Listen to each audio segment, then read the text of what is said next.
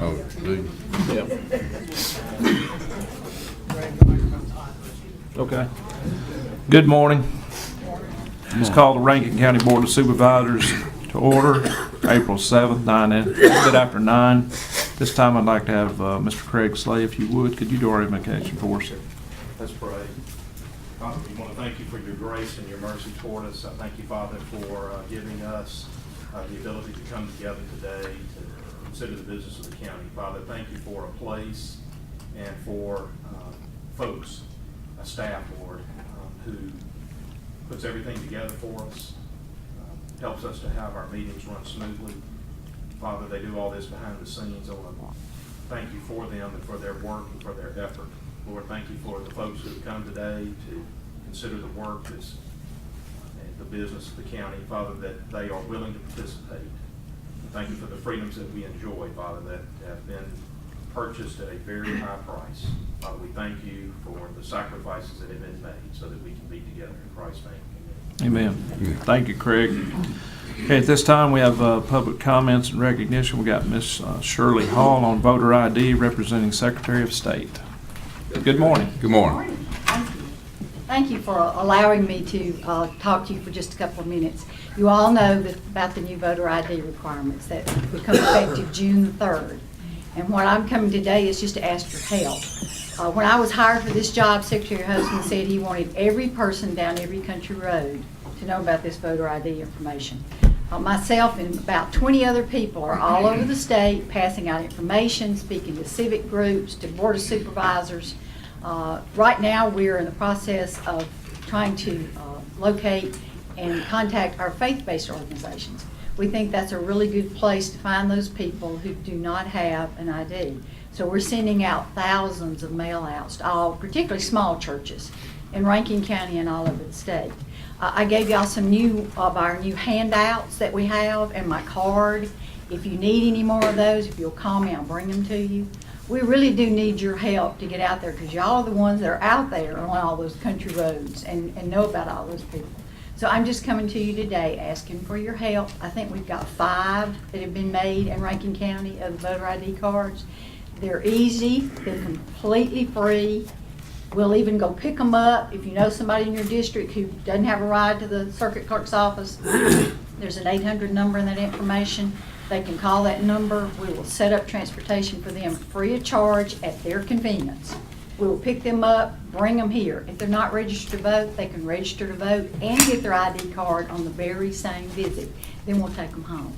So if you just help me find those folks in Rankin County who need an ID, because June the 3rd, we want to make sure everybody gets to vote. Everybody has an ID.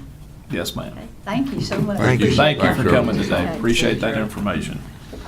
Okay, at this time we have recognition of AMR, Emergency Medical Technicians, EMT Jonathan Blackwell and EMT Eva Perfate. Mr. Slay, you going to be able to help out with this? Thank you. Good morning. I'm, as I believe most folks know, Jim Pollard with AMR and Public Affairs, board members, staff, folks from the community. I have the distinct pleasure of introducing to you today 2 Rankin County residents who have been singled out as among the top 100 EMTs and paramedics across the nation this year by our National Trade Association, appropriately enough named the American Ambulance Association. May I call forward, please, Ms. Eva Parfait, EMT, and Mr. Jonathan Blackwell, EMT. And at the same time, we'd like to also introduce to you the paramedic whose life Jonathan saved on the night of July 31st. And if I could ask you all, just go ahead and show the mementos to the board from your trip to Washington, D.C. Late last month. They were, as part of their recognition, singled out to go for a series of recognition events to meet with members of Congress and tour the city in Washington, D.C. March 23rd through 26th. And we were just delighted to be able to send them up there. Now, we really would not have wanted to send Jonathan, whose nickname is Popcorn. If I call him Popcorn, you know who I'm talking about. Under these circumstances, by any means, he's a wonderful EMT. He's extremely skilled. He's also one of our field training officers, which is a position that is pursued with great competitiveness inside our organization. But I believe the proclamation that Mr. Slade is going to share with you goes through a lot of the details that we wanted to share with the community. Mr. Slade, if you would, please. Absolutely. Greg, I'll just stand here and use this microphone if it's okay. I want everybody to be able to hear this. Greg, this is a resolution of the Board of Supervisors for Rankin County. It's commending and congratulating EMTs Jonathan Blackwell and Eva Parfait of AMR for receiving the Star of Life Award for 2014-15 from the American Ambulance Association. Whereas the American Ambulance Association, or AAA, is a trade organization representing the ambulance services industry, including several hundred ambulance service member organizations that employ thousands of EMTs, paramedics, and EMS dispatchers across the country. And whereas since 1982, AAA has conducted an annual honors program called the Star of Life that recognizes outstanding EMTs, paramedics, and EMS dispatchers within its member organizations. Each year, AAA confers the Star of Life Award on approximately 100 EMTs, paramedics, and dispatchers nationwide. The Star of Life program has become our nation's most prestigious recognition for frontline ambulance personnel. And whereas AMR employees Jonathan Blackwell and Eva Parfait, both of whom are Rankin County residents, have been awarded the AAA Star of Life for 2014-2015. And whereas Jonathan Blackwell has been named a Star of Life for saving the life of his ambulance partner, paramedic Jennifer Hesselbein, who was tragically struck by an out-of-control vehicle while they attended victims at an emergency scene. Jonathan is also recognized for repeatedly sharing his experience in this tragedy with new EMTs and rescue workers. And whereas Eva Parfait has been named Star of Life for leading an AMR injury prevention program whereby intoxicated New Year's Eve partygoers are provided safe transportation. She is also recognized for bravery during a storm event in November when she rescued a Jackson police officer who was overwhelmed by floodwaters. And whereas Jonathan Blackwell and Eva Parfait are the only Mississippians to receive the Star of Life Award for 2014-2015. Now, therefore, be it resolved, the Rankin County Board of Supervisors congratulates and commends EMT Jonathan Blackwell and EMT Eva Parfait for earning the title Star of Life 2014-15 from the AAA. The Board of Supervisors expresses its appreciation to EMTs Blackwell and Parfait for exemplary service as frontline EMS caregivers. The Board expresses its pride that 2 Rankin County residents have received recognition from the nation's foremost emergency services trade organization, and we wish EMTs Blackwell and Parfait continued success as they render emergency care to the residents of Rankin County. That's resolved this the 7th day of April 2014.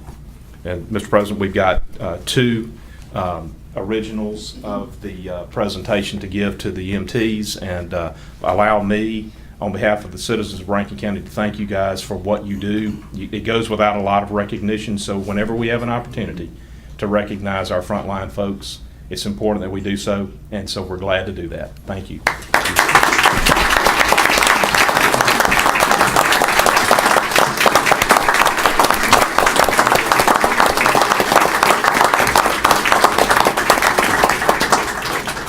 Bottom line, in Popcorn's instance, Jennifer just simply wouldn't be here if it weren't for his bravery on the night of July 31st.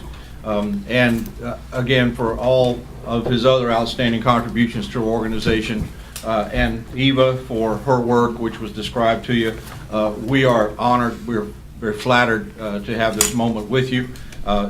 You may not know that a substantial majority of our frontline personnel and quite a few of our management team as well reside in Rankin County, and this is home for an awful lot of our folks. Eva from Florence and Jonathan from here in Brandon. Again, thank you for taking this moment to recognize these very worthy people. I don't know if they might have a moment to say anything if they're inclined to. Oh, yes, if they'd like to. Love for them to. Feel free. I'd just like to thank you, thank everybody. Me and Jonathan do this day in, day out. We can't imagine another profession or another thing we would prefer doing each and every day. Right. Thank you very much for your time. We Thank appreciate you, your Eva. passion.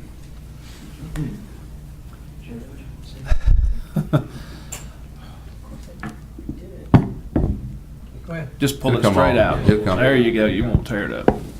I would like to thank you guys for notifying and awarding my partner of his award. Again, without his bravery that night of that accident, I wouldn't be here today.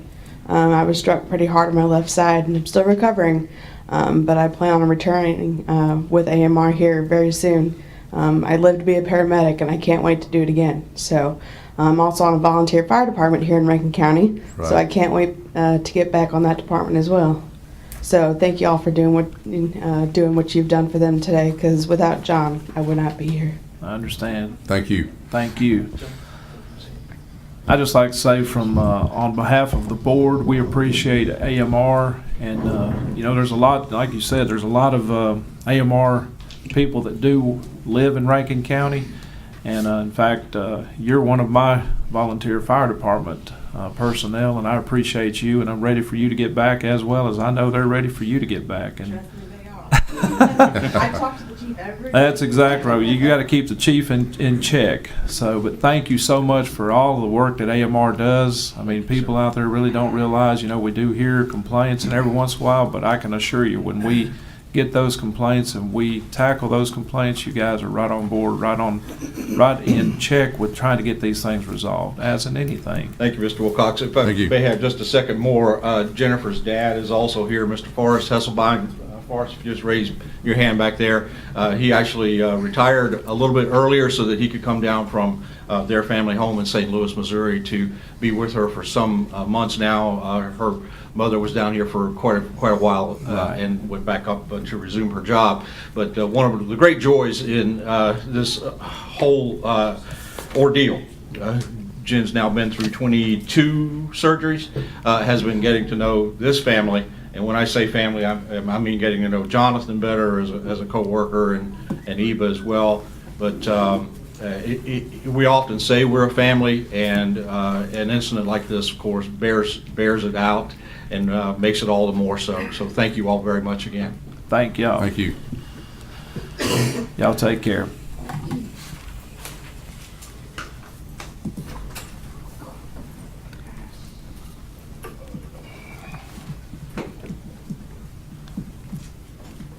Okay, at this time, we have Mr. Robert Simmons from Jerusalem Church Road. Hello, Mr. Simmons. Good morning. Good morning. Morning. Well, two things in this world I'm not, and one of them is a politician, and the other one is a horse lover.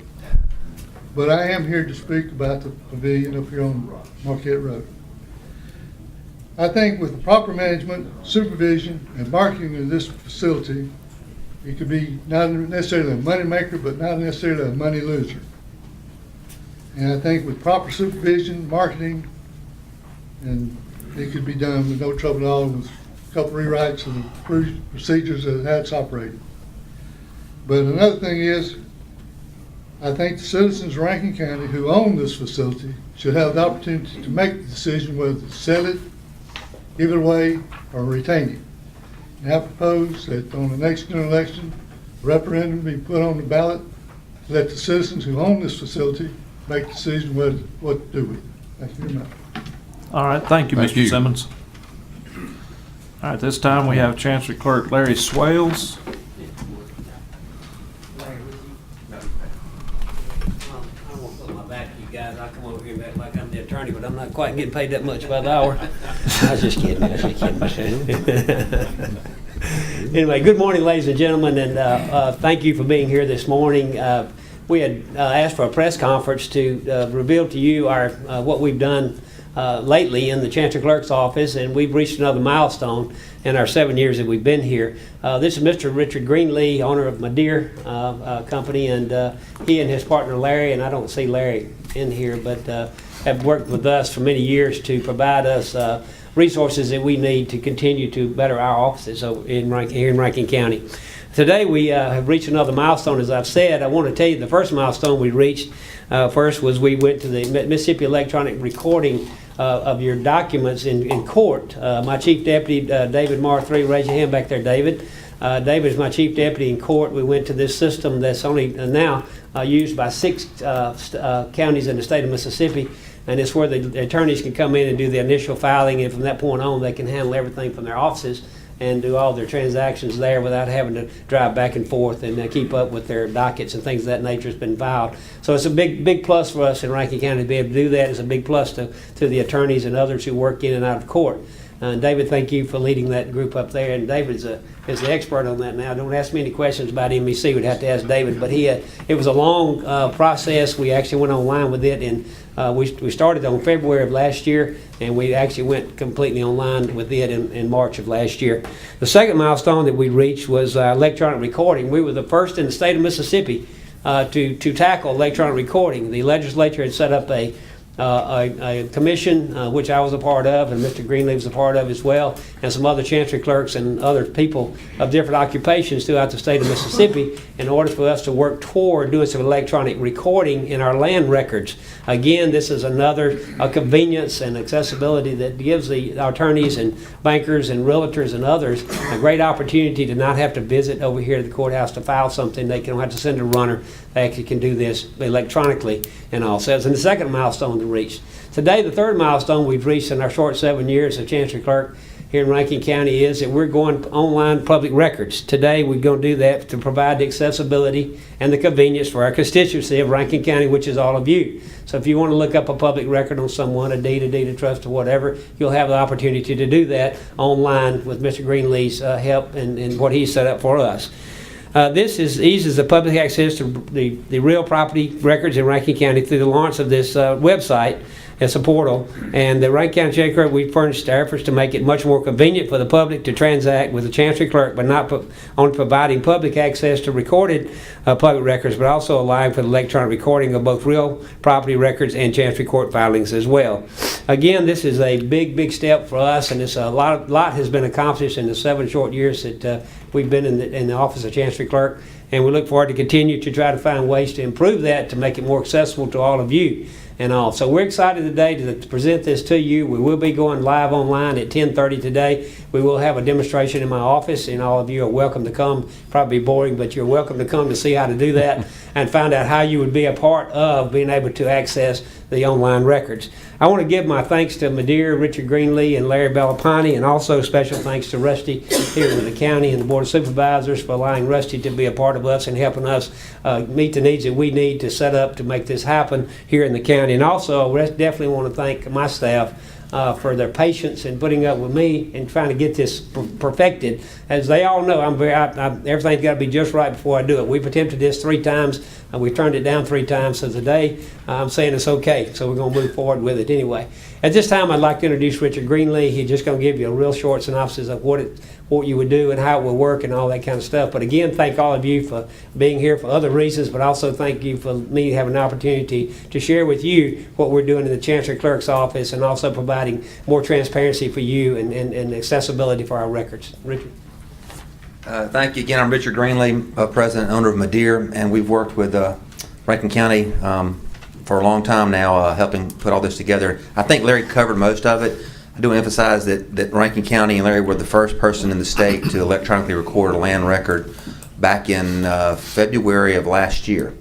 House Bill 599 created the Electronic Recording Act, which created a commission made up of 12 commissioners. Like I said, Larry was a part of that, and I was a part of that, that published and went through and took all the administrative rules that allow chancery clerks to electronically record land records.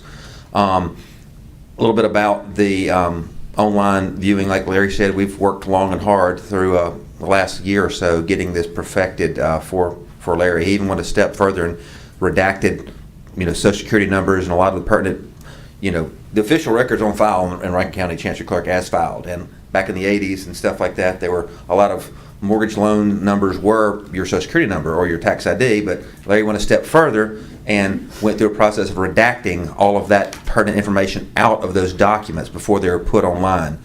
The online mean, it's nothing new to our company, what we do. We've been helping counties go online with public records for many, many years, in other states, and as well as here in Mississippi. But it is a subscriber-based access through the website and our company, and so it's not open to the public. Anybody can come in and look. You're going to be a subscriber. It's a paid site.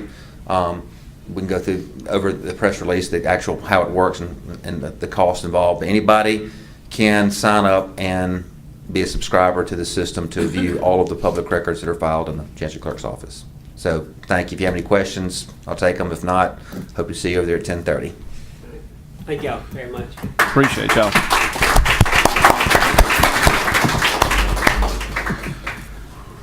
We appreciate that, Larry. Yeah. I know y'all are working hard and been working hard on that, so it's Thank you. it's been a pleasure to be able to work with you guys on this and move Rankin County forward. This time we have Mr. Jeff North from Public Comments. Good morning. Good morning, Jeff. How are y'all? All right. Good to see you. Thank you for the opportunity to speak to you. I just wanted to speak with you just a little bit on vector control and give you a recap on 2013. You had in the county significantly less West Nile virus than you did compared to 2012. You also came in under budget last year from an expenditure standpoint, which is always a good thing. There's definitely permethrin resistance in Rankin County. It's been documented throughout a lot of Mississippi. So when we picked this up, we helped you with rotation of chemistry. We swapped to an organophosphate, malathion, and it rotated chemistry back and forth during the season to help break resistance issues with mosquito control. There are a couple. The reason we picked malathion is there's another phosphate out there in a different class called chlorpyrifos. You may be familiar with through DERSBAN, but it's been taken off the market by EPA in every single market except vector control. I don't know why it's left there. We have that product available, chlorpyrifos, but we feel better that malathion is a better choice because of residuals of mammalian toxicity, human toxicity. Malathion's a lot less toxic. The LD50 on chlorpyrifos is much lower, which makes it more toxic. In addition, it has a longer residual, and from that standpoint, it creates an additional problem for resistance issues and also a huge non-target. Butterflies, honeybees, it stays in the system much longer. So we feel like malathion is a better choice. And you implemented that last year, and it worked wonders. It did really good job. Rotation of chemistry will still be implemented this year. With Brian Grantham, I've been working with him, been talking with him. I got him a certification a couple of weeks ago. And in the morning, we have a driver's meeting to go over labels, safety issues. We're in the process of calibrating all your equipment right now at no cost to the county to be certified with the state. So if there is an issue, if there is a problem, if there's ever a question on application rates, who certified the equipment, you refer to me, and it's off the county shoulders. And a couple of more notes is we'll be making routine inspections with the county officials, Brian and Bob Wedgeworth, at their request. If there are issues or questions from citizens, if they're complaining, have chronic problems with mosquito issues, we'll inspect those areas and see if we can determine the source. From an emerging disease standpoint, we don't know what West Nile will hold this year. A lot of it is environmentally determined. The hotter, the drier the weather, the more septic the water becomes, the more conducive for West Nile virus. There is another disease that's, it looks like it's approaching the United States. It's been detected in St. Martin in the Caribbean. We had 66 cases there last year. It's called chikungunya. It's also it's a vector-borne. It's Aedes, the species Aedes, which we have plenty of Aedes here. They look for this disease to maybe come into Miami or perhaps New Orleans through an infected traveler, an infected tourist. So we're monitoring those through the CDC to see if that does come. We don't have, the good news is we don't have the fatalities with chikungunya as you do West Nile virus. It is a debilitating disease, joints, aches, arthritis, and it's pretty severe. But no documentation yet, but if we do see it anywhere, we'll keep you updated on that. But do you have any questions at this time? Anything I can do for you? Is, on the chicken, whatever you call that? Gunya? Yes, is there any kind of antidote? I mean, how does that, it's so No brand new, treatment. so there's There's no treatment other than symptomatic for anything aches and pains that we all endure every day anyway. That But sounds kind of like West Nile though, almost. It does. It's a lot of symptoms like that. Maybe not the fever associated with it, but there's not a whole lot you can do. Prevention is the best cure. Right. I would encourage you, and I'll get brochures to Bob and to Brian for publications in the newspaper about what homeowners can do. It's not just a county, their county's duty to take care of all the mosquitoes. It's a group effort between industry, the homeowners, citizens, and county and city personnel. It's a group effort, it's a team effort, and I would encourage you to make publications for horse owners to vaccinate their animals to protection. It's kind of odd that we have a vaccine for equine, but we don't have it for humans. So, but that's where we are. But the more information we can get for homeowners, citizens to turn over buckets, clean out gutters, if there are stopped up ditches on right-of-ways or beaver ponds blocking culverts, let them bring that to county officials also, bring that to their attention, and we can, you can help them with that also. But we appreciate the support. We appreciate everything you've done with us in the past. I'm available 24/7, so if you have any questions or I can do something for you, please call. All right. All right, thank you for your Jeff. time. Thank Appreciate you. it. All right, this time we have Miss Deborah Tucker.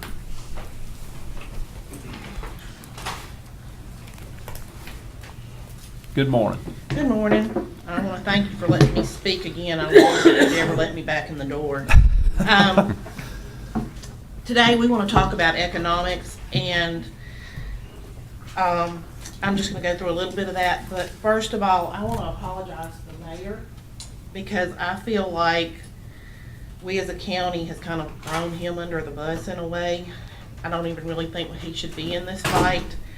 The Rankin County multi-purpose building is being used for the purpose of which it was built. I'm going to quote the mayor in his last statement that he made on Thursday here. He said, "The city of Brandon does not want anything to do with the facility unless those who use it have somewhere as good or better to go." Now, as far as I'm concerned, we could drop this whole discussion right now because I can't find where any other city in the county can build us anything as good or better. There's not enough grant money, nor does a city that would want to build it have the money that they want to spend on that facility. So actually that discussion should be dropped. We should be discussing the management of the property, and I'm going to let Dr. Anderson go more into that. And back to the economics, by the way, Mr. Lee, your PowerPoint on your website is fabulous about the parks. What it does show is a $15 million per year into the county economic impact, and that's a lot of money. It also shows on that PowerPoint the use of our multipurpose building as an indoor soccer facility. Now, I think that could work. But if I were a soccer mom, and I did do a little survey on the soccer fields and the baseball fields this weekend, since Thursday, and I talked to people that didn't know me and I didn't know them, and I just asked simple questions, and the big thing I got out of those conversations were, if we're gonna build a perfectly beautiful, have this concept that's gonna bring in all these millions of dollars, we don't wanna take what some people call a horse barn and make it work for this perfect indoor facility. I want the city to do what we did. I want you to come up with a committee of the people that use that, and I want you to have the perfect indoor facility built to your specifications and your needs. Why not? Why do something half right? I'm all about it being perfect. Get it right if you're gonna do it. So I apologize to you for being in the middle of this. And second of all, economic impact. We listened to the numbers from a couple of different people on Thursday, and we didn't really have any numbers to share with you, but I've got some today, and Dr. Anderson is gonna go way deeper into that. But the equine industry alone in Rankin County, you supervisors need to be advertising this on your website. And I don't know, the last economic study for horses, the equine industry in Rankin County, did any of you know the impact of the horse industry? Anybody? Well, the economic impact alone for Rankin County, for just the horse industry, not all of agriculture, but just horse industry, and this is a study that came from Mississippi State University Extension Service. It wasn't done yesterday, but I will tell you that nationally, the equine sport is a growing sport. You can go all across the country and you see those numbers are going up. But the last study showed that the economic impact for horses in Rankin County was $53,589,475. Wow, that's a lot of money.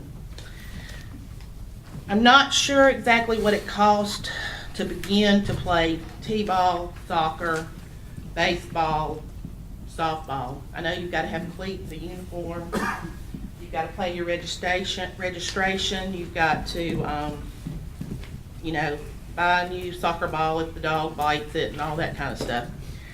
But what I do know, as taxpayers that participate in equine sports, the cost for a beginning level entry competition, if your child comes to you today and says, I want to ride a pony, that's what I want to do, I want to go to the little Rankin County riding club shows and I want to ride a pony, that's what I want to do for fun, then you better be ready to have a budget of about $15,000, because you're going to have to buy, and this is just a quick list, you're going to have to buy a horse, you're going to have a vet exam, you're going to have boarding fees if you live in the city and you can't keep your own horse on your property. You got to have a saddle pads, a halter and a lead rope, buckets, water buckets, feed buckets and bins, cleaning tools, emergency kit, dewormers, bridles, reins, bits, breast collars, horseshoeing. Unfortunately, you're going to have a horse trailer. You're going to have bedding, feed, coggins and health papers, grooming supplies, split boots, leg wraps, bell boots, memberships to things like the Rankin County Riding Club, a hat, a helmet, western jeans, western shirts, western boots, western belts, and fuel. And if you don't own a truck, you got to buy a truck. And if you own a barn, you're going to have upkeep. Co-op appreciates this. Fences, fertilizer, hay racks, water troughs, gates, and etc. It goes on and on and on forever for what you have to pay to keep a pony going. And then there's health risk. You've got to consider founder, allergies, heaves, navicular, leg injury, bone chips, joint arthritis, EPM. And you got health care. You still got to pay more vet bills, chiropractic bills, acupuncture, massage, surgery. And yes, we do all that for our ponies. And if, per se, the soccer ball got bit, and we got to go buy a soccer ball, well, if our tire goes flat, we've got to go get a new tire for the trailer. If the lights go out on the trailer, we got to fix the trailer lights. We've got to have supplies. We've got to have clothes, because those little kids that ride those ponies grow like weeds. We've got to have tack, feed, and hay. So there's an ongoing expense, and a lot of that money's being spent in Rankin County. If you jump up to the intermediate level, then your budget turns into more like $50,000. $30,000 for a barrel horse right now today, sad to say, it's not a lot of money. We pay a lot more for that. And when you do, the expenses of that horse just go up. There's also membership fees that are paid to different associations. That doesn't really affect your economic impact, but there's lots of them that we have to spend money on. So I'm not going to go back over the things I said on Thursday. I do want to see you, Mr. Wood, because I want you to hear what I had to say. But we put together our own little booklet that's got numbers, and they're impressive. They all came from the Extension Service, Cattlemen's, some real numbers. But to me, the most important part about this book is the front cover and the last page. You proved to us that we're using that facility for the reason it was built. The first page simply says, Future of Rankin County Multipurpose Building. The last page simply says agriculture, growing for the future. That's what that building's doing. And I have a copy of this for everyone. Thank you. Thank you, Ms. Tucker.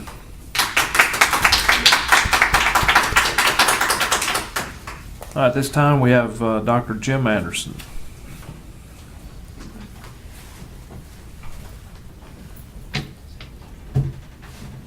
Thank you. Good morning. Good morning, gentlemen. I know most of you personally, but I'm going to introduce myself anyway. I'm Jim Anderson. I've been a businessman in Rankin County for 36 years, and I reside at 1014 Shiloh Road in Brandon. I'm here as a concerned citizen, not as a veterinarian, but to discuss the future of the livestock pavilion. And I was involved in the procurement of the funds, the design, the building, and of the facility in 1996. All three of my now adult children have used that facility, were involved in 4-H, and my younger two kids all rode horses and showed cattle there. And I think that these activities greatly influenced their development to becoming productive adults. You know, Rankin County is a great place to live and grow your family and a business. And it's been considered one of the top 10 places in the United States to live, and one of the fastest growing counties in the nation. We also have one of the largest land masses east of the Mississippi River as a county. Brandon, however, in the past has chosen the slower growth path, and it's become a bedroom community without much growth and development. And I'm very pleased that we now have a mayor who wants to move forward. However, do not want this growth to be at the expense of our agricultural community. The matching funds that were granted by the Department of Agriculture to Rankin County to develop and build this facility were done so to be used for horse shows, rodeos, team pinnings, livestock shows, with participation from 4-H and FFA young people. We have Cattlemen's Association meetings with hands-on demonstrations. We've had auctions. We've had a lot of other community events that have been taking place at that facility. Gentlemen, the voice of agriculture is relatively small throughout the nation. Only 2% of our population is actively involved in production agriculture. And I currently farm cattle, hay, and corn. And I also operate a veterinary business, all related to agriculture. So that is why I'm so adamantly opposed to giving this facility away. I'm not a real good speaker, so I've got notes here. In Rankin County, we have 355 cattle farms with 19,760 head of cattle in Rankin County. We have 270 horse farms with nearly 2,000 head of horses, some of which live in the city of Brandon. I encourage you to appeal to your common sense and business savvy to look at this decision very strongly. Giving this facility away is not a good business decision. First, you're taking away a valuable asset from the agricultural community. And I don't think the cost to repurpose this facility and its location fits the plan for the city very well for a sports complex. I am not opposed to growth of the city of Brandon. I'm very much for it. And I'm really pleased that we have some leadership that wants to grow. I just don't want it to be at the expense of agriculture. I try not to complain about something that I see without thinking of a good solution. And I know we have potential for growth, and I think there's a possibility for us to do this together and work as a group together to find a solution that's positive for both. I would like to offer my assistance and, along with others, help set up a volunteer committee to look at this facility and its use and its management, and recommend that we oversee and help with the management and promotion of this facility. To my knowledge, the budget, we've not gone over budget, we're not making money. And I don't think that county facilities are ever intended to make money. I think they're here for the enhancement of our citizens. I don't have a lot of details on the numbers that Deborah has specified, but I think the most important one is our kids deserve it. Thank you. Thank you, Dr. Thank you. Anderson.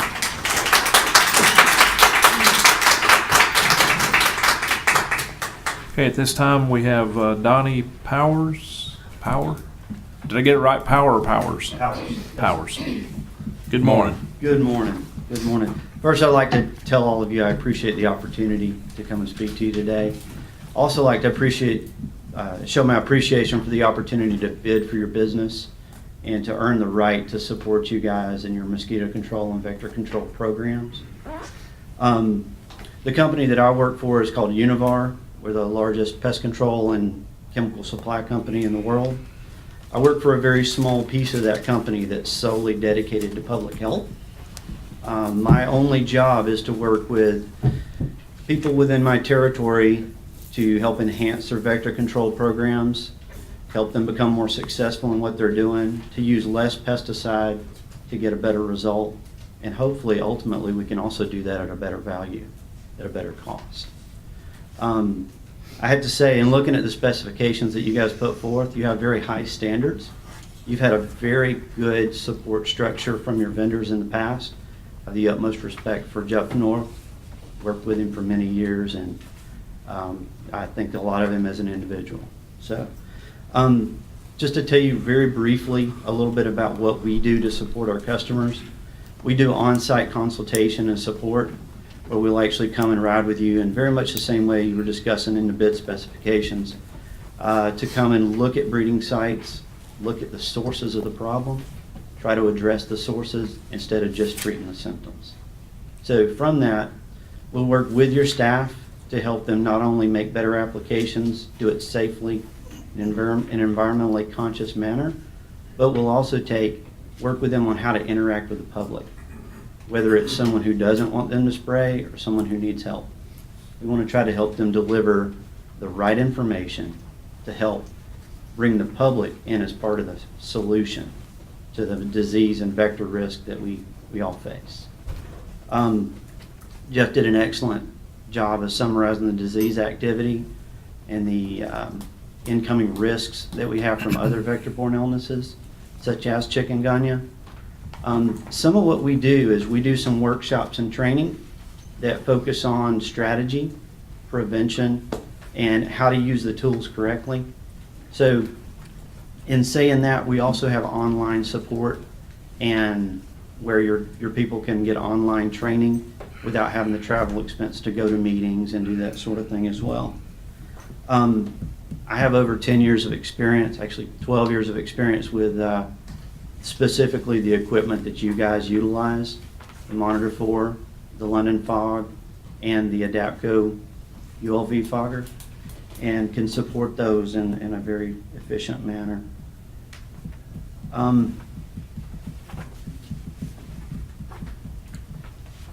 Again, I'd like to thank you for the opportunity, and if it makes sense to you, we'd love to see what we can do to support you guys and save the county money that they can effectively use to get a better return on their investment. But thank you again, and I wish you all a safe year and a good day. Thank you. Thank you, Mr. Powers.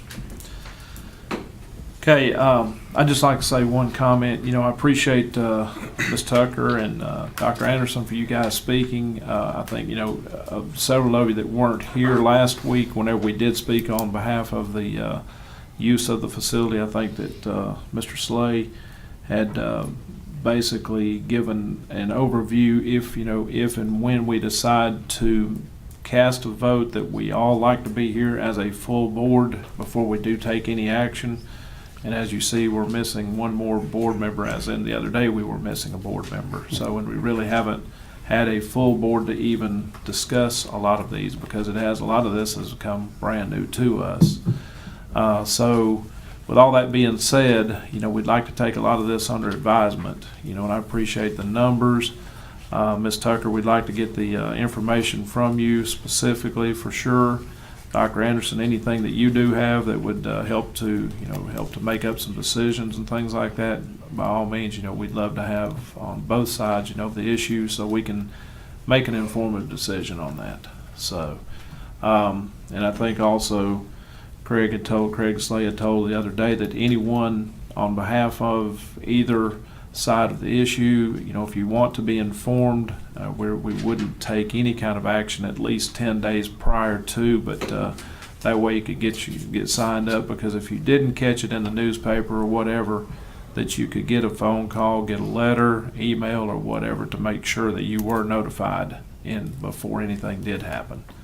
So, and also, Mr. Simmons, thank you for showing up today too. I appreciate that, and under advisement too. It's one thing that a lot of us, we all try to do things from our heart and do the right thing, and it sounds like you've thought things out well too. So we appreciate your comments. So, but this time, if there's nothing else, we're going to move on along. And if yes, sir. I was just gonna set a notification sheet. Okay. That has name, email, and phone. I'll set it right over here where Mr. Bowers is. Okay. So if you did not get on the sheet from this past Thursday, Right. this sheet will allow you to put your name, email, and telephone number so that you can be notified about decisions concerning the multi-purpose pavilion. And also, if you want to stay and listen to the rest of the business, by all means, you're more than welcome. But otherwise, we won't take up any more action on this part of it. So we're going to move right along with the next agenda item. I'd like to say one thing, kind of going off what Dr. Anderson had to say, is something that I have thought of, is coming up with a solution to work together to where we can achieve both sides. We can keep what we have, but we can also help in the economic future of Brandon and what they're wanting to pursue. But I think, I hope the board recognizes that, as come up with a solution where we work with what we have, but then also work with Brandon to help them achieve their dream of what they want. So I appreciate you making that comment, because that's something that is that I've been trying to figure out that we could do, and that's the option that I would love to go to. So thank you. All right. On section 4 old business, got minutes approval of March 17, 2014. Move to approve. Second. Got a motion by Mr. Johnson, second by Mr. Morrison. Any questions? All in favor say aye. Aye. All opposed, like sign. Motion carries. Got consent agenda item. Mr. President, if I may, before we get to a motion on the consent agenda, we just received notification from Judge Broom's office concerning item 2E. It's on page 2 of the consent. I'm sorry, F. 2F? Yes. Okay. You'll see that it's a request for both Judge Broom and Paul Bowen, his administrator, to attend a leadership institute. Yes, sir. In New Orleans in April. We received word that the grant that is referenced there, SAG, will not reimburse the travel expenses associated with either Judge Broom or Paul Bowen's attendance. So if the board is of a mind to authorize the travel, it needs to understand that it will be the county's responsibility From the to general reimburse funds. those expenses from the general fund. So it's not covered by the grant. Everything else is. I Let's believe see. that their It said expenses, yeah. enrollment, their Right. the fee associated with their attendance, unrelated to their expenses, is covered, but their expenses of travel are not. Just travel, room and board, and all would be. So all we'd be picking up would be the, just simply travel. Yes, sir. I know how that calculates out. I don't have a problem. Okay. That's exactly right. You want to pull that out? I alert you so that you can pull that item out of the consent if you prefer to have actual action. If you're not going to approve that, or if you want to deliberate over that, you need to pull it off the consent. Yeah, let's go Well, it ahead. actually needs to be reworded if we, Yes. It need to be, let's go ahead and pull it, and that way we can reword it. Correct. So let's pull that one from the consent.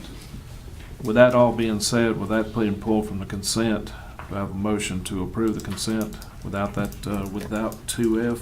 so Motion moved. to approve. Motion by Mr. Second. Brown, second by Mr. Morrison. Any questions? All in favor say aye. Aye. All opposed, like sign. Motion carries. Miss Judy Fortenberry. Kind of hidden in the rear back there. What's called low profile. Good morning, gentlemen. Good morning. I have two items. The first is a request to void 2012 tax receipt and refund the taxpayer for parcel number D5611530.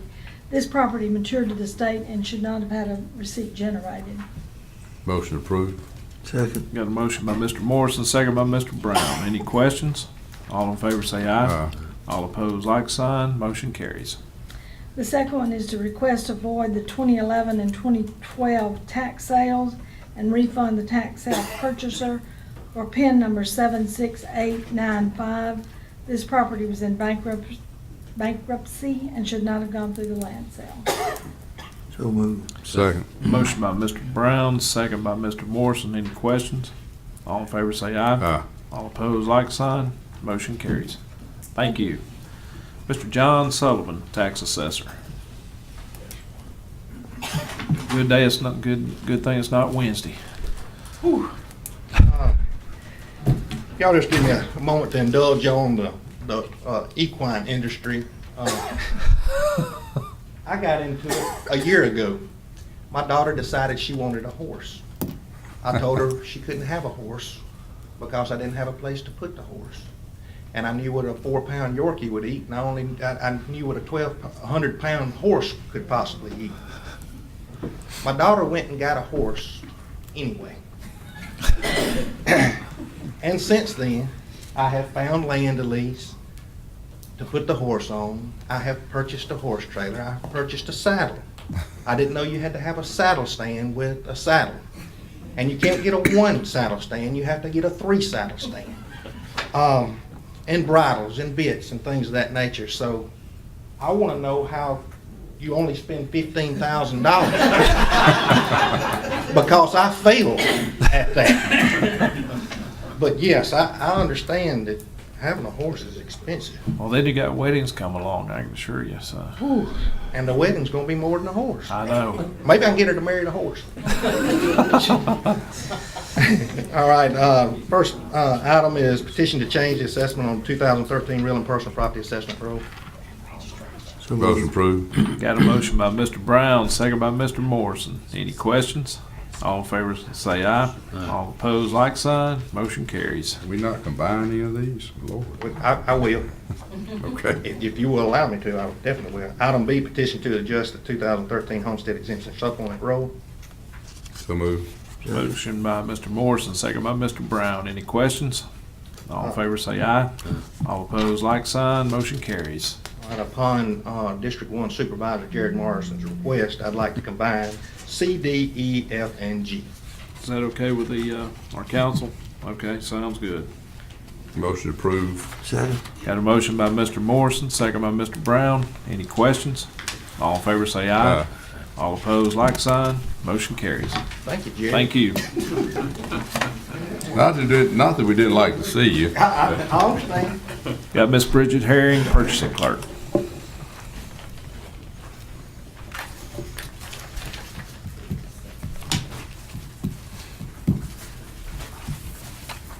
You got you a helper there? There we go. Good morning. Good morning. First item I have this morning is the bid opening for the household hazardous waste collection.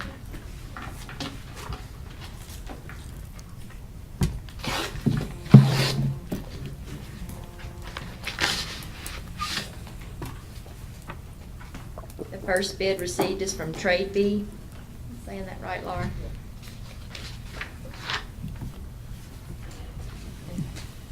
They have different prices for different things, so I'm just gonna, it's from there, and we'll review the bids.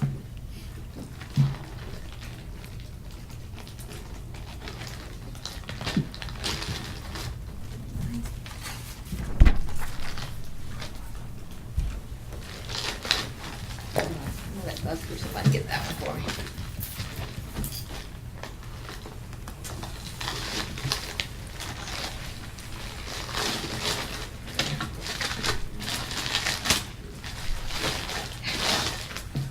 Eat my Wheaties this morning. The next bid is from Care Environmental Corporation. The same thing, it's gonna be different prices for depending on what they're collecting.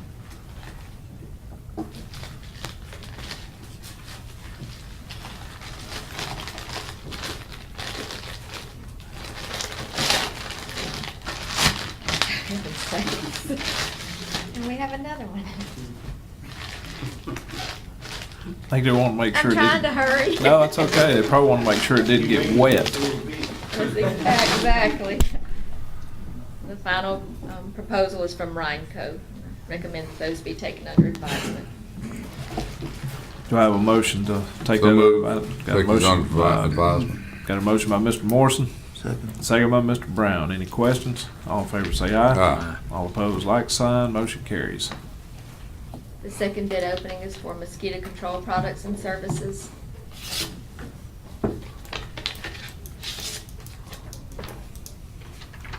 The first bid received is from Univar. For product number one, bid is $28.73 per gallon. Product two, $33.95 per gallon. Product three, $17.83 per gallon. Product four, $1,102.20 per case. Product five, no bid. Product six, larvicide oil, $10.84 per gallon. How much was product four, did you? Product four, $1,102.20 per case. And what was product one? How much? $28.73 per gallon. Thank you.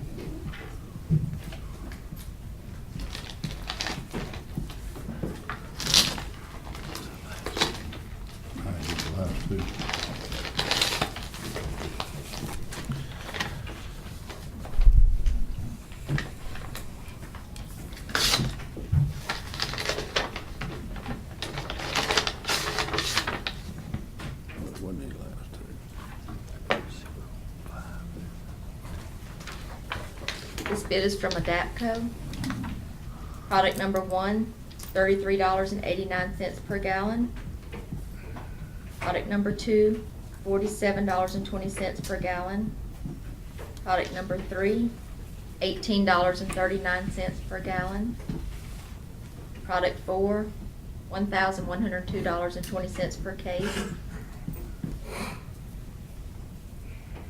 Product number five, $238.58 per case.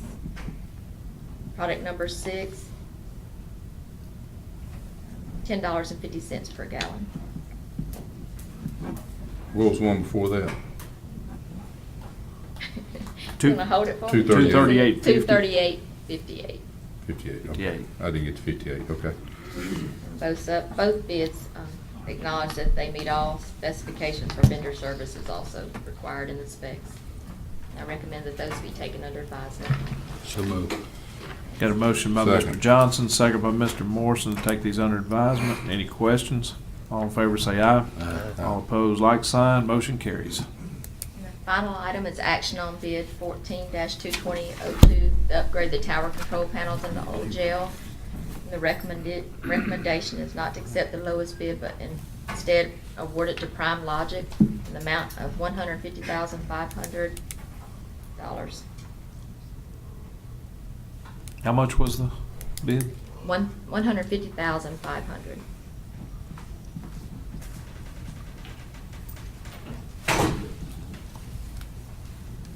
Now say that again. You said you're not recommending the lowest bid, Correct. but the best. Lowest and best, and that's based on meeting with Mr. Caruth, Ben Blaine, and the board attorney, and they can answer the technical stuff because they above Okay. me. Ben's actually got a document, and Rusty was very instrumental in helping us with that. And I think it's attached with the recommendation behind the, Since Rusty's not in here, let me just go over a couple of things. In the bid specifications, there was reference to and emphasis on the types of component parts of a system that were required. In the bid specifications, the county laid out specific manufacturers that would be an example of the types of technology that the county was looking for. For instance, controllers shall be equivalent to those manufactured by Allen Bradley, GE Fanuc, Siemens, or a company called Econ. Prime Logic, in their bid, specified the use of Econ controllers. The low bidder utilizes a in-house manufactured device that does not meet the equivalency specification that we requested. This is just one example of the perception of shortfall of the low bidder. There are other examples that go with that. Interchangeableness of the devices, the software that's utilized to run the system, meeting certain specifications, and also some internal controls that are very important to how the overall system functions.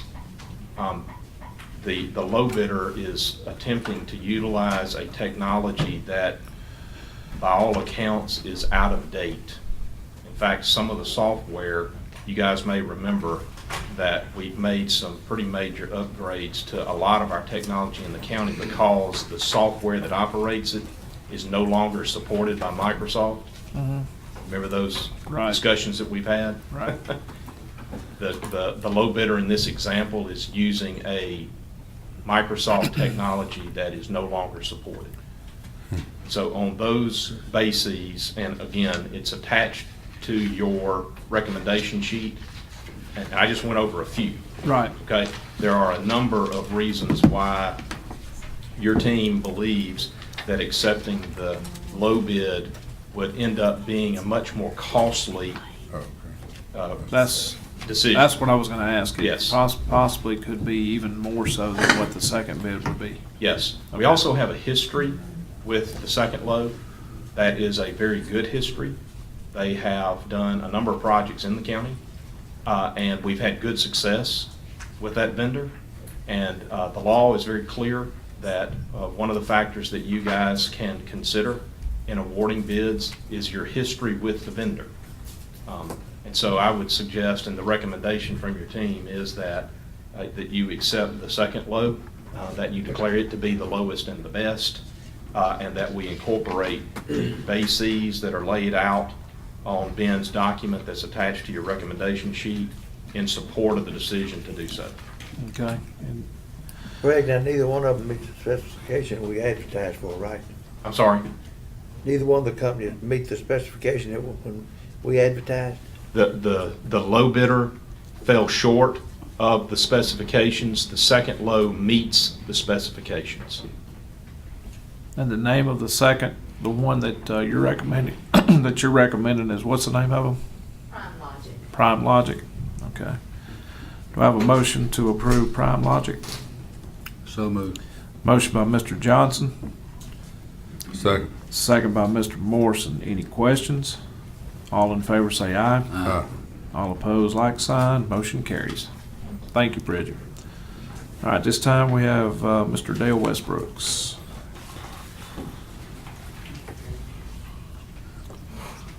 Well, you want to save your trip up here, Dave? Yes, sir, if I can.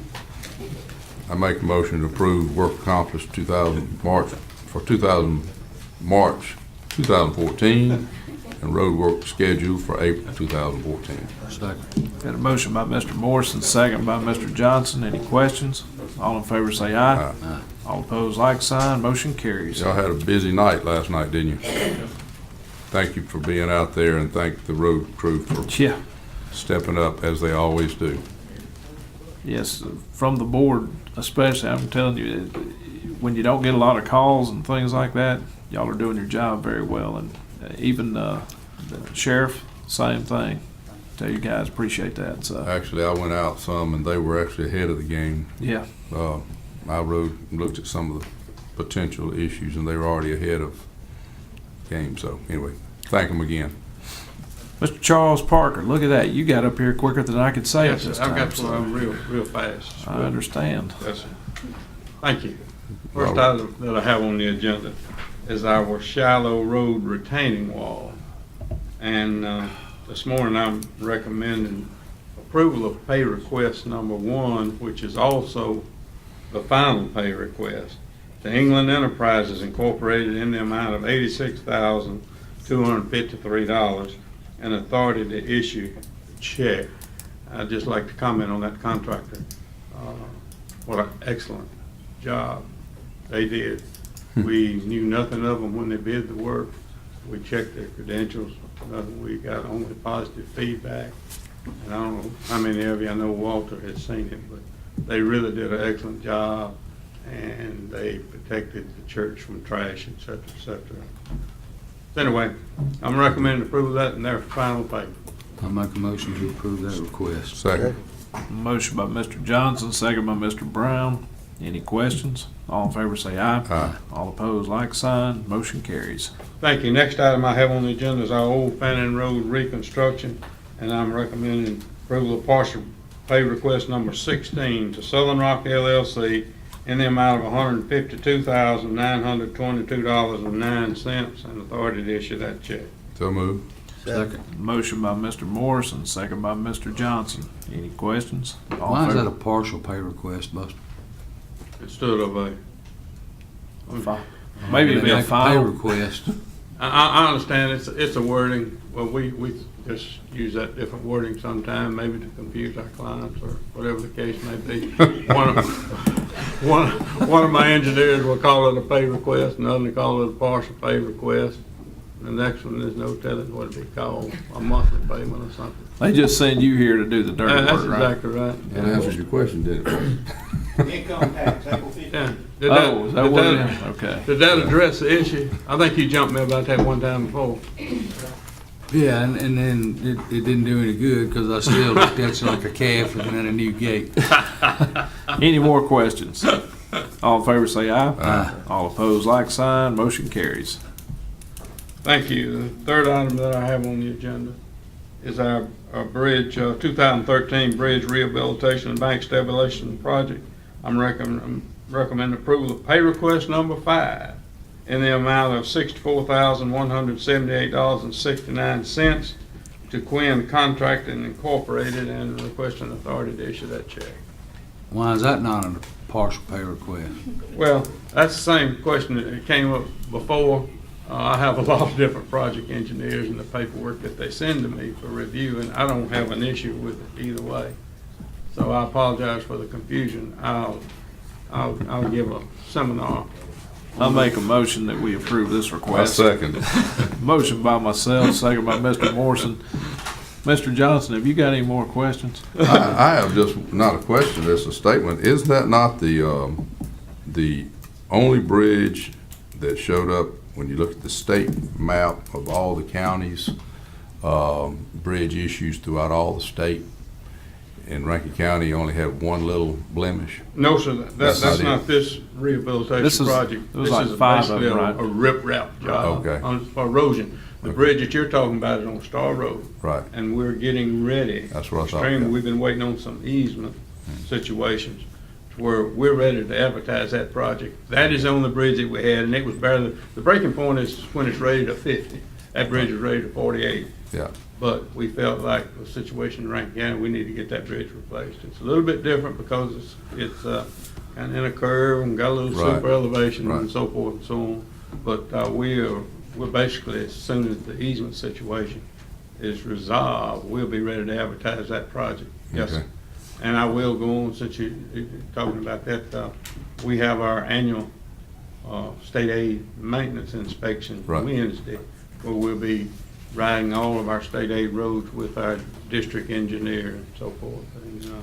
And back to bridges again, I'm hopping around, but for the 2013 or 12 actually inspection, we've completed that months ago, and we're just waiting on state aid to finally sign off on that. But we are in good shape to our knowledge on bridges, but we will continue on an annual basis to monitor certain bridges a little closer than others. Just goes to show Rankin County and our staff are taking care of business. No question about it. I don't think there's It was another pretty county impressive in the looking at state. that map Yes, at the red dots of That's problems. correct. And then we just had this one little spot here. One little Right. dot. That's exactly right.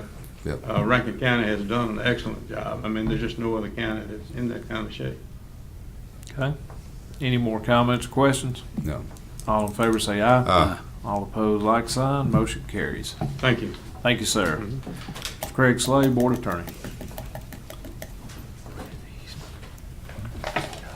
Mr. President, we've got a couple of public hearings under my section today. The first is, and we'll open a public hearing on the Stephanie Purvis dimensional variance request at 210 Kitty Hawk Circle. That public hearing is open. I'll ask if there's anyone here to speak in opposition to the Stephanie Purvis dimensional variance request at 210 Kitty Hawk Circle. Is there anyone to speak in opposition? Mr. President, I don't see anyone to speak in opposition to that request. This is the District 2 parcel. This is the adjacent to the Kitty Hawk subdivision. We received from the landowner a commitment that has been recorded in the land records not to further subdivide the property. It's accessed by a private drive, and that document requires that in the event there is a request to further subdivide the property, that the actual drive will be brought up to meet county specifications. And so that commitment's been taken care of. At this time, it'd be appropriate to take action on that request. So moved. Got a motion by Mr. Brown. Second. Second by Mr. Johnson. Any questions? All in favor say aye. Aye. All opposed, like sign. Motion carries. Mr. President, we'll open the public hearing on the Keisha White dimensional variance. Again, same place, adjacent landowner, 213 Kitty Hawk Circle. This time, we'll open that public hearing. I'll ask if there's anyone here to speak in opposition to the Keisha White dimensional variance request. Anyone? Mr. President, I don't see anyone here to speak in opposition to that matter. Same exact thing. Documents are in place.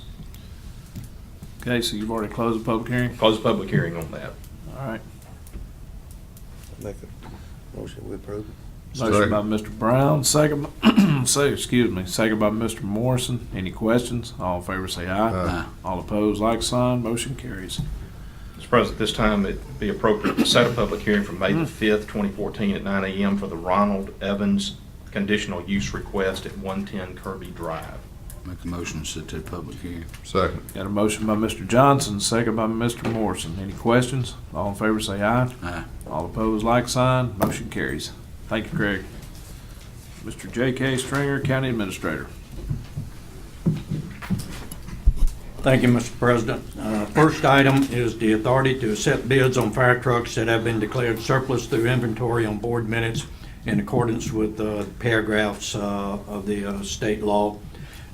These fire trucks, both of them are 1994 vintage trucks. One of them got a busted tank. The other one has inoperable electronics. Both of them are beyond their service life.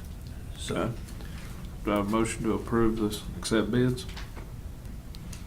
So moved. Second. Motion by Mr. Morrison, second by Mr. Brown. Any questions? All in favor say aye. Aye. All opposed, like sign. Motion carries.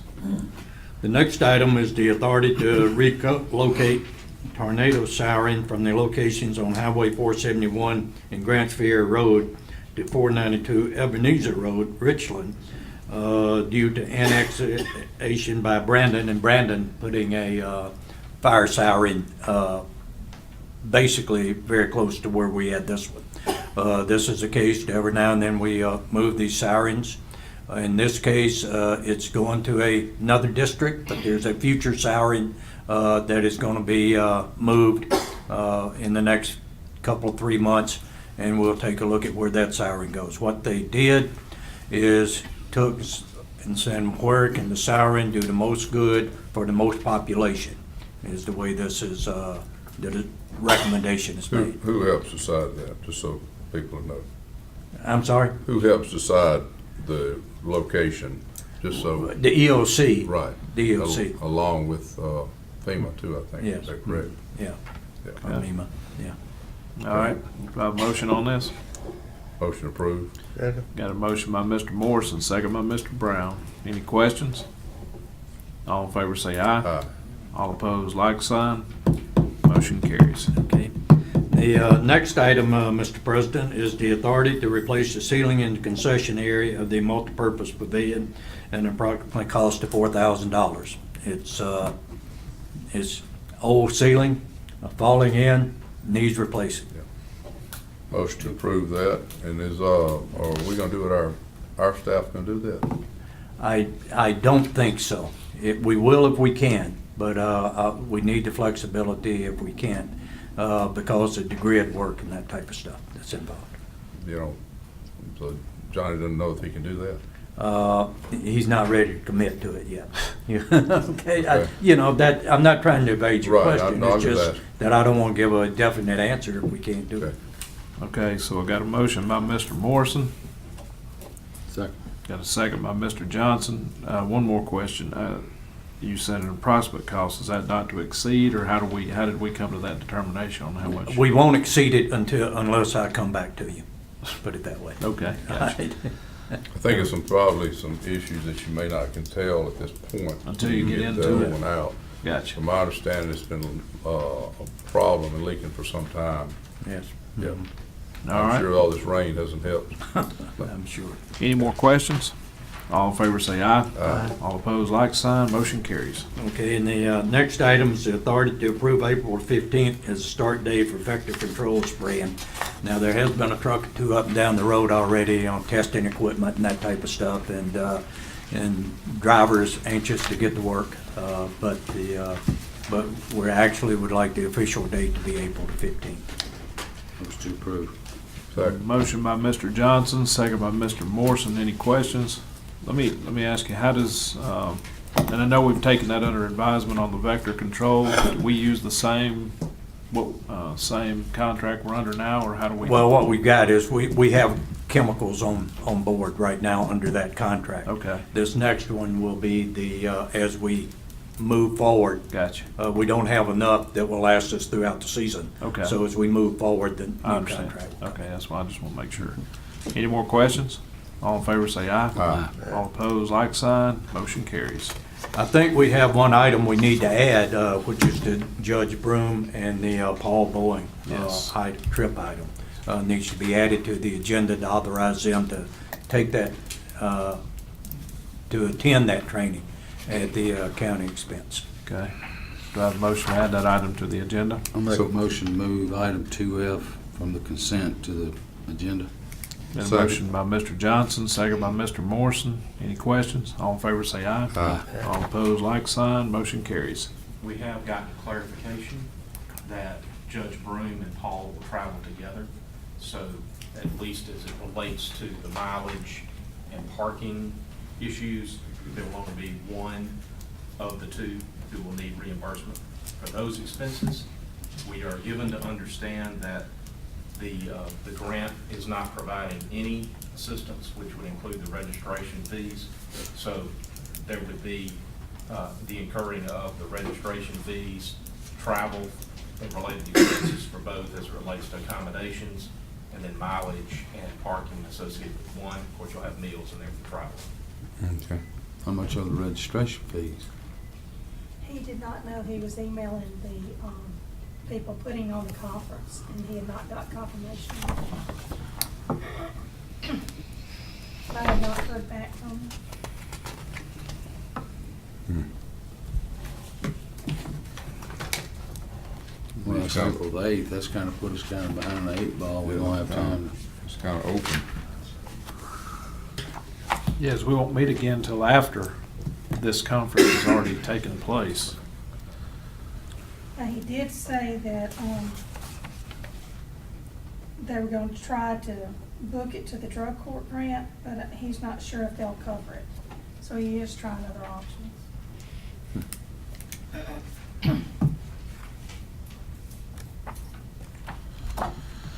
Normally, we don't do them that way.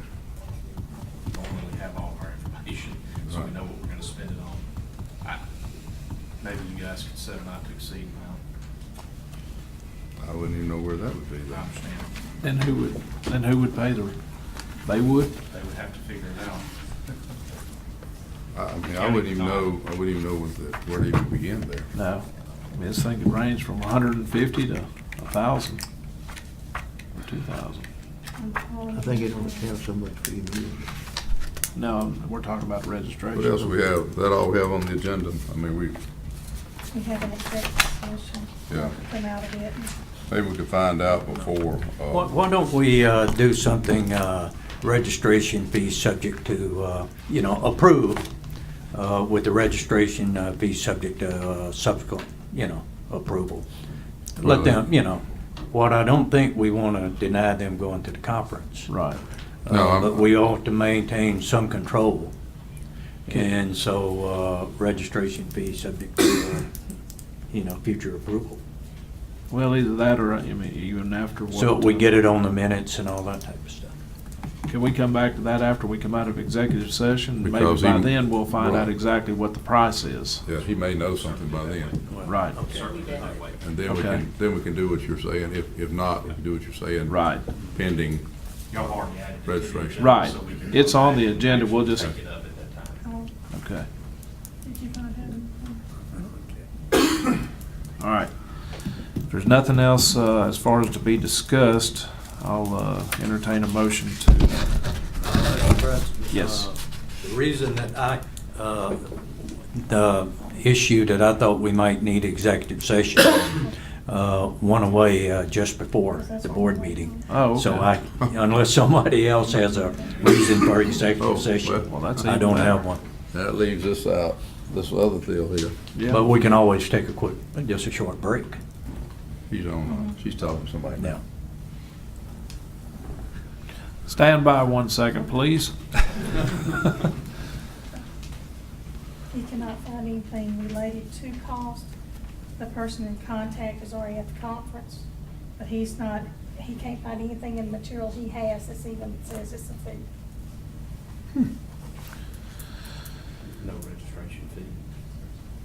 He's I not can't imagine it's 100% that's very high, sure, but he's, saying he can't find it this time. Well, all you can do then is have it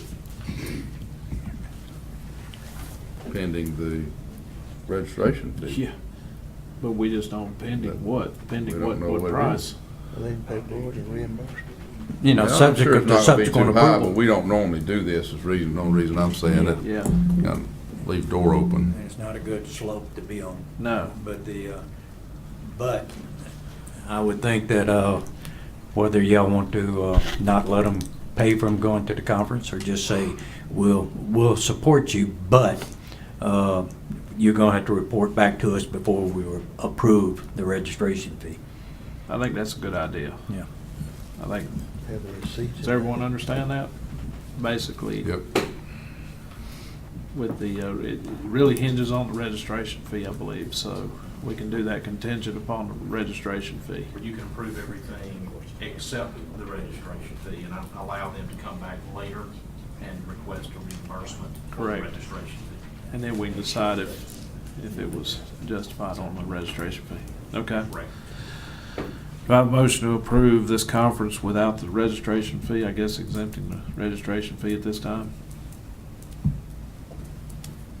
Sleep in the car. Say it again. Do I have a motion to accept them to be able to go on this So conference moved. Yep. without the registration fee and then coming back at a later date? Got a motion by Mr. Morrison, Second. second by Mr. Brown. Any more questions on this? All in favor say aye. Aye. All opposed, like sign. Motion carries. Anything else? Okay, do I have a motion to recess until April 15th at 9 a.m.? So move. Motion by Mr. Morrison, second by Mr. Johnson. Any questions? All in favor say aye. Aye. All opposed, like sign. Motion carries.